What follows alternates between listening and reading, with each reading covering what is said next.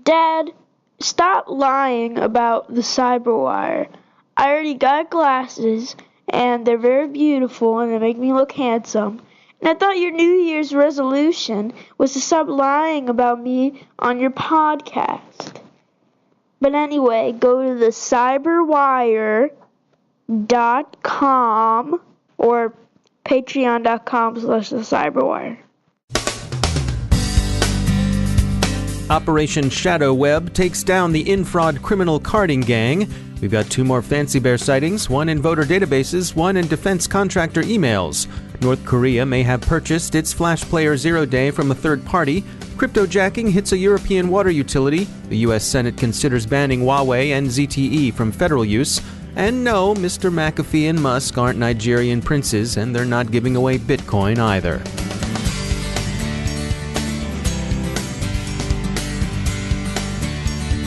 Time to take a moment to tell you about our sponsor, Komodo. Here's the bad news. There is no way you will ever be able to stop malware from entering your network. The good news is Komodo renders malware useless. That's why Komodo customers can click on anything. Over 120 million new pieces of malware were created in 2017. So even at 99%, you're still a target for 1.2 million pieces of malware. If you do the math, that's still over 3,000 problems per day that current solutions cannot solve. Komodo doesn't settle for 99%, and neither should you. They put those 3,000 daily problems into a lightweight, kernel-level container where the malware's rendered useless. With Komodo's patented auto-containment technology, they bulletproof you down to hour 0 every time, solving the malware problem. So with Komodo, you can say with confidence, I got 99 problems, but malware ain't one. Go to enterprise.komodo.com to learn more and get a free demo of their platform. That's enterprise.komodo.com. We thank Komodo for sponsoring our show.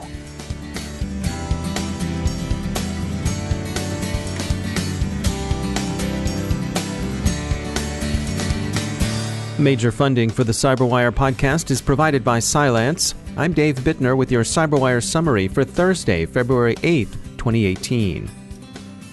A U.S.-led international effort has taken down the long-running infraud carding gang, thought responsible for more than $530 million in losses to consumers over the last 7 years. 36 alleged hoods have been indicted, 13 of them are in custody. The rest are on the lam. Infraud, known for its motto, "In Fraud We Trust," began as a run-of-the-mill carding forum, moved into the sale of fulls, and eventually became a large and influential full-service criminal market where hoods traded and refined their attack techniques. It was hierarchical and cellular, with participants often not known to one another. Allegedly run by one Sviatoslav Bodorenko, also known as Obnon, Rector, and Helkern of Ukraine, the other people charged come from Pakistan, France, Serbia, Egypt, Kosovo, Macedonia, Bangladesh, Russia, Moldova, Italy, Australia, the Ivory Coast, Canada, the United Kingdom, and the United States. They range from kingpins to moderators to low-level stiffs. The takedown is called Operation Shadow Web. Police in Australia, France, Italy, Kosovo, Serbia, the UK, and the US all made arrests. Authorities in Albania and Luxembourg were there for the assist. 3 quick updates on investigations into apparent state-sponsored cyber operations. The U.S. Department of Homeland Security's cybersecurity lead, Jeanette Manfra, said that Russia's GRU, that's Fancy Bear, targeted voter registration data in 21 states and succeeded in a few cases. She said data were not manipulated during the incidents, which have been discussed on and off since late 2016. That there were intrusions into state voting records has been strongly suspected for a long time. The latest statement, which DHS declined on security grounds to discuss further, revives a long-standing concern. An AP report describes another Fancy Bear campaign, this one a phishing expedition against mostly U.S. defense contractors for technical intelligence. The technical areas Fancy Bear pawed at include aircraft stealth, rocket and missile systems, and, interestingly, cloud computing platforms. And the third is an update on North Korea's exploitation of a Flash Player 0 Day against South Korean targets. Investigators believe Pyongyang purchased the 0 Day from some so far unidentified third party. It might be criminals, it might be another state, it might be a zero-day broker. Researchers at Radaflow report finding a crypto miner infestation in a European water utility, marking cryptojacking's long-expected approach to the industrial Internet of Things. Researchers at Alien Vault recently took a look at an application compiled in late December 2017, an installer to mine Manero cryptocurrency. Christopher Doman is a security researcher at Alien Vault, and he joins us to share their findings. So it's pretty obvious the way that we found it. It was a piece of software that was talking to a university in Pyongyang.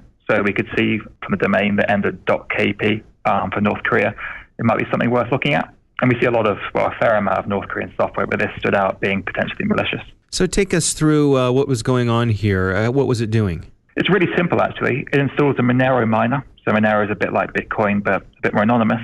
And it installs it on the computer, and then the funds are then sent off to a server at the university in Pyongyang. And in terms of it installing itself on the computer, is it doing this surreptitiously? Is a piece of malware where it tries to hide itself? Somewhat. It puts itself into the Windows folder, so that's not normally where you get a legitimate piece of software installed. And there's some somewhat related malware that seems to be by the same people that is even more cunning. It hides itself as a scheduled task. Can you tell us about that? Yeah, so after we released this report on this Manero miner sending off funds to that university in Pyongyang, my friend at Palo Alto found another piece of malware talking to the same Manero wallet, so presumably the same people. And that's a bit more cunning. It comes in through as an archive that's password protected, that comes built in with the password. So it's got a couple of more methods in there, a bit more evolved to try and avoid antivirus.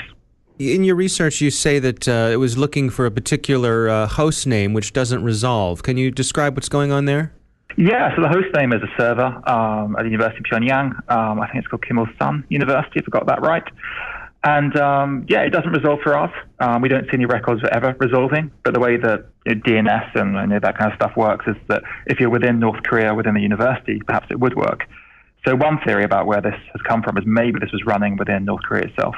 Another one of the theories is that it might just be a prank to fool security researchers?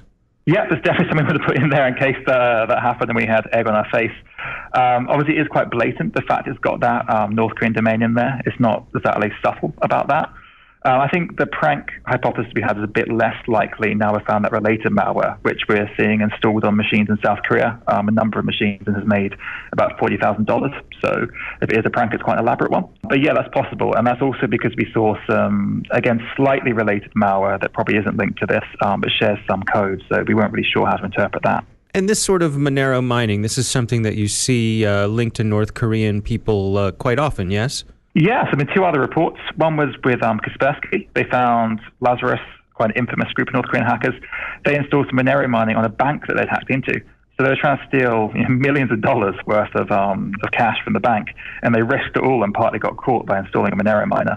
And there's also a report by the South Korean government last month where they found a very related group of attackers installing Manero miners on South Korean networks. What are the takeaways here? What are the conclusions from what you found?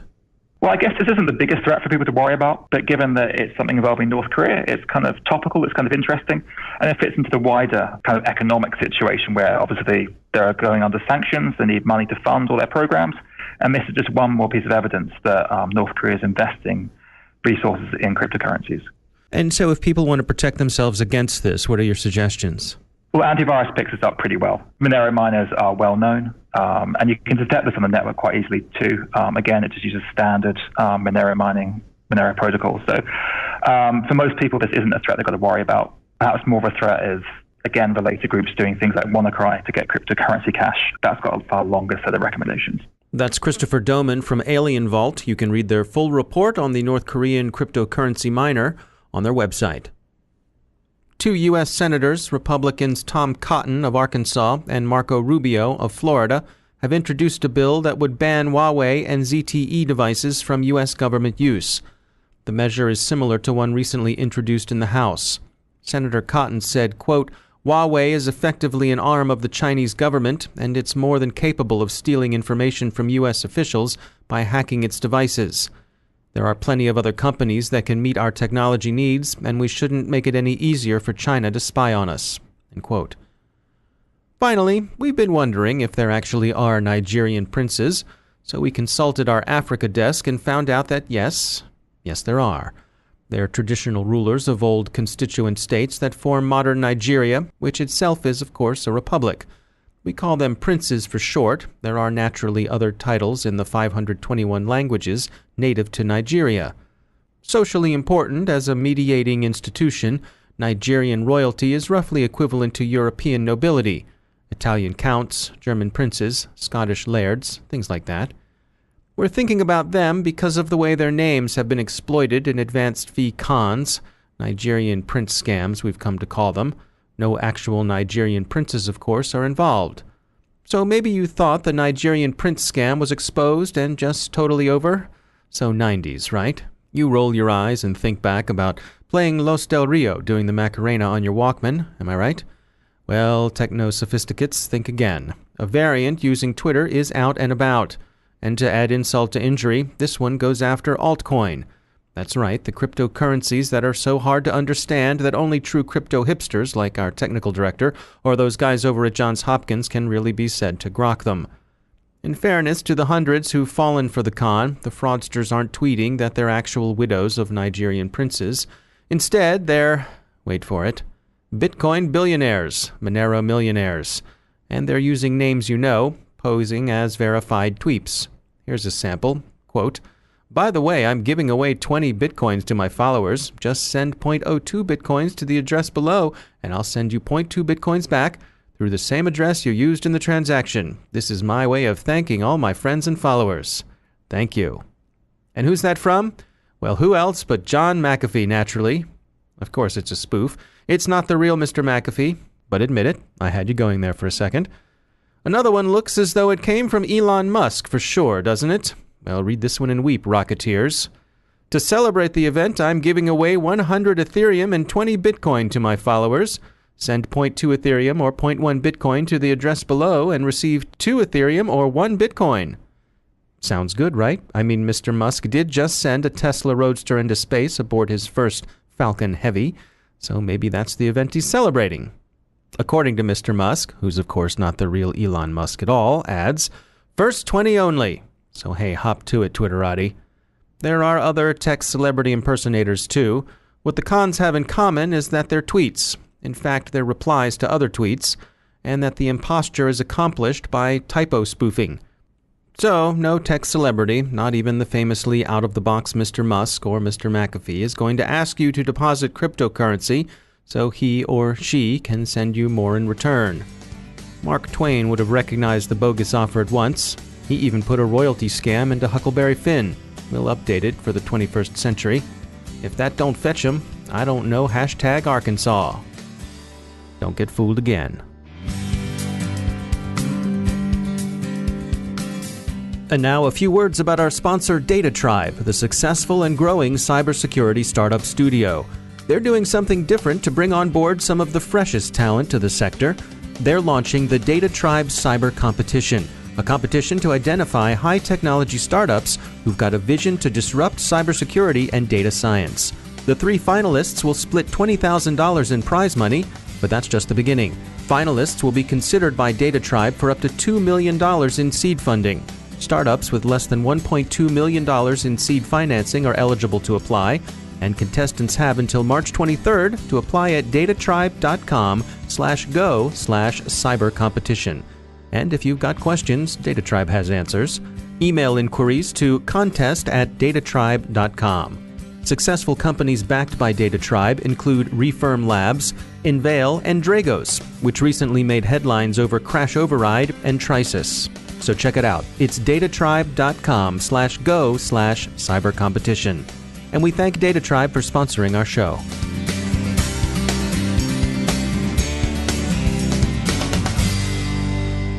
And I'm pleased to be joined once again by Johannes Ulrich. He's from the SANS Technology Institute, and he's also the host of the ISC Stormcast podcast. Johannes, welcome back. We've been seeing a lot in the news about the theft of crypto coins. What sort of advice can you offer us here? Yeah, probably the first thing to realize is if you are owning crypto coins and if you're keeping them in a wallet, this wallet isn't your traditional wallet that holds currency, whether it's electronic or not. It's really just a private key. So it's not that you need a bigger wallet if you own more coins. It's still the same private key that authenticates you to these blockchains that you're the owner of these coins. So you really have to safeguard this private key very carefully. First of all, from theft. So you may want to keep it not online. One option actually you have is you can create a paper copy of this private key, either as a QR code, or there's even software that allows you to turn it into an English word passphrase kind of.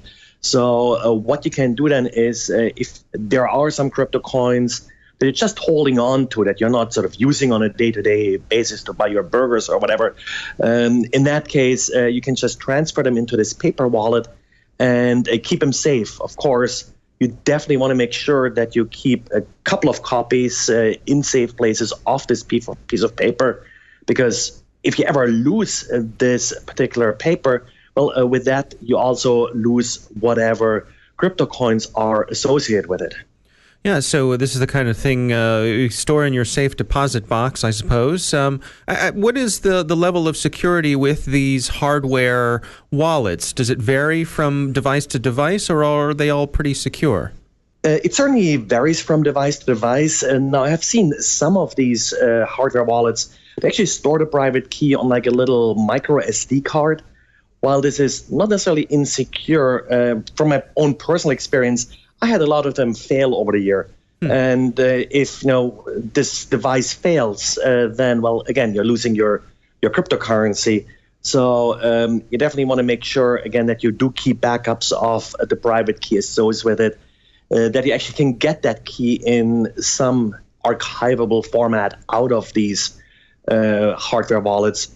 Now, with mobile wallets, there are a lot of mobile applications that implement wallets.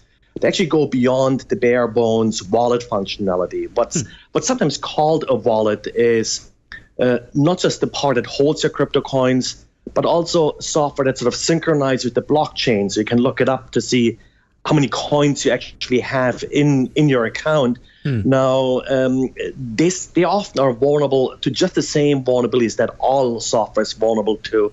So again, be careful, check the reputation of some of the software that you're using, and make sure that you definitely keep backups of everything. And I would actually recommend to write down any passwords that you're using, because the password should be complex, definitely, but there is no password recovery for these systems. So if you lose it, it's gone. There's nobody really to complain to and ask for your money back if you lose your crypto coins. Right.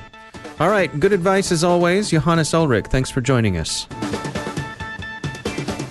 And that's the Cyberwire. Thanks to all of our sponsors for making the Cyberwire possible, especially to our sustaining sponsor, Cylance. To find out how Cylance can help protect you through the use of artificial intelligence, visit Cylance.com.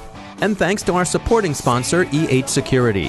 Follow the behavior, find the threat. Visit E8Security.com to learn more. The Cyberwire podcast is proudly produced in Maryland out of the startup studios of Data Tribe, where they're co-building the next generation of cybersecurity teams and technology.